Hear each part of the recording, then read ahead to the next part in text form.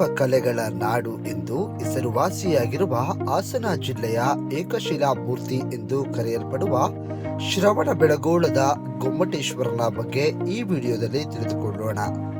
ಶ್ರವಣಬೆಳಗೊಳ ಕರ್ನಾಟಕ ರಾಜ್ಯದ ಹಾಸನ ಜಿಲ್ಲೆಯಲ್ಲಿ ಇರುವ ಒಂದು ಪವಿತ್ರ ಜೈನ ಕ್ಷೇತ್ರವಾಗಿದೆ.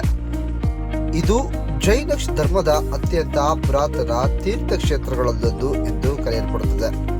ಶ್ರವಣ ಎಂಬುದು ಒಂದು ಜೈನ ಮುನಿಗಳ ಉಲ್ಲೇಖಕ್ಕೆ ಬಳಸುವ ಪದ. ಬೆಳಗೊಳ ಎಂದರೆ ಬೆಳ್ಳಿ ದಹಿ ಅಥವಾ ಪವಿತ್ರ ಜಲಾಶಯ. ಐತಿಹಾಸಿಕ ದಾಖಲೆಗಳ ಪ್ರಕಾರ ಶ್ರವಣಬೆಳಗೊಳವು ಕ್ರಿಸ್ತಪೂರ್ವ 3ನೇ ಶತಮಾನದಿಂದಲೂ ಜೈನ ಧರ್ಮದ ಪ್ರಮುಖ ಕೇಂದ್ರವಾಗಿತ್ತು. ಜೈನ ಮುನಿಗಳು ಇಲ್ಲಿ ತಪಸ್ಸು ಮಾಡುತ್ತಿದ್ದರು ಎಂದು ಇತಿಹಾಸದಲ್ಲಿಯೇ ಹೇಳಲಾಗಿದೆ.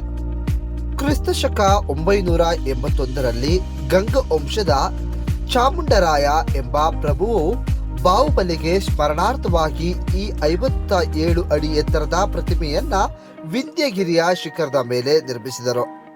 ಇದು ಶಿಲ್ಪಕಲೆ ಮತ್ತು ಧರ್ಮ ಪರಿವಾರವಾದ ಶ್ರದ್ಧೆಯ ಪ್ರತೀಕವಾಗಿದೆ. ಶ್ರವಣಬೆಳಗೊಳದಲ್ಲಿ ಪ್ರತಿ 12 ವರ್ಷಕ್ಕೊಮ್ಮೆ ಮಹಾಮಸ್ತಕಾಭಿಷೇಕ ಅನ್ನುವ ಜೈನರ ಪವಿತ್ರ ಆಚರಣೆ ನಡೆಯುತ್ತಾ ಬಂದಿದ್ದು, ಈ ಸಂದರ್ಭದಲ್ಲಿ ಬಾಹುಬಲಿ ಪ್ರತಿಮೆಗೆ ಹಾಲು, ಜಲ, ಚಂದನ, ಕಂಕಣಾಭಿಷೇಕ ಇತ್ಯಾದಿಗಳಿಂದ ಮಹಾಪೂಜೆಯು ನಡೆಯುತ್ತದೆ.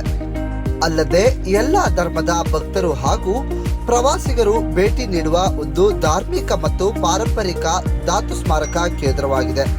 ಇದಿಷ್ಟು ಶ್ರವಣಬೆಳಗೊಳದ ಗೊಮ್ಮಟೇಶ್ವರ ವಿಗ್ರಹದ ಮಾಹಿತಿಯಾಗಿದ್ದು, ಇದೀಗ ನಾವು ಬಾಹುಬಲಿಯ ಕುರಿತು ಮಾಹಿತಿಯನ್ನ ತಿಳಿದುಕೊಳ್ಳೋಣ. ಬಾಹುಬಲಿ ಜೈನ ಧರ್ಮದ ರಾಜನಾದ ಋಷಭನಾಥ ಹಾಗೂ ಸುನಂದ ಇವರ ಮಗನಾಗಿದ್ದ. ಒಟ್ಟಾರೆ ಸುನಂದಗೆ 3 ಜನ ಮಕ್ಕಳಿದ್ದರು. ಅದರಲ್ಲಿ ಭರತ ಚಕ್ರವರ್ತಿಯ ಹಿರಿಯ ಮಗನಾಗಿದ್ದ. ಬಾಹುಬಲಿಯು ಅವನ ತಮ್ಮನಾಗಿದ್ದ. ಬಾಹುಬಲಿಯು ಯುದ್ಧಕ್ಕೆ ಸಂಬಂಧಿಸಿದ ವಿದ್ಯೆ ಹಾಗೂ ಶಾಸ್ತ್ರ ಅಭ್ಯಾಸದಲ್ಲಿಯೂ ನಿಪುಣನಾಗಿದ್ದ.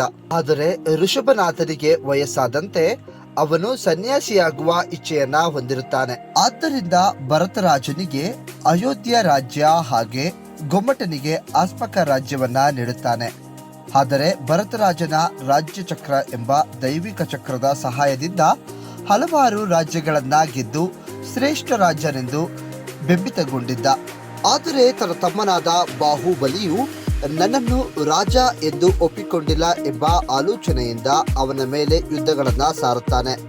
ಹೀಗೆ ಹಲವಾರು ರೀತಿಯ ಯುದ್ಧಗಳನ್ನ ಮಾಡುವ ಸಂದರ್ಭದಲ್ಲಿ ಬಾಹುಬಲಿಗೆ ತನ್ನ ತಪ್ಪಿನ ಅರಿವಾಗಿ ಕಾಡಿಗೆ ತೆರಳಿ ವಸ್ತ್ರಗಳನ್ನ ತ್ಯಜಿಸಿ ನೆಮ್ಮದಿ, ಸಂತೋಷ, ಸರ್ವಜ್ಞಾನಕ್ಕಾಗಿ ಸುಮಾರು ವರ್ಷಗಳ ಕಾಲ ತಪಸ್ಸನ್ನ ಮಾಡಿ ಶಾಂತ ಮೂರ್ತಿಯಾಗಿ ನೆಲೆಗೊಳ್ಳುತ್ತಾನೆ.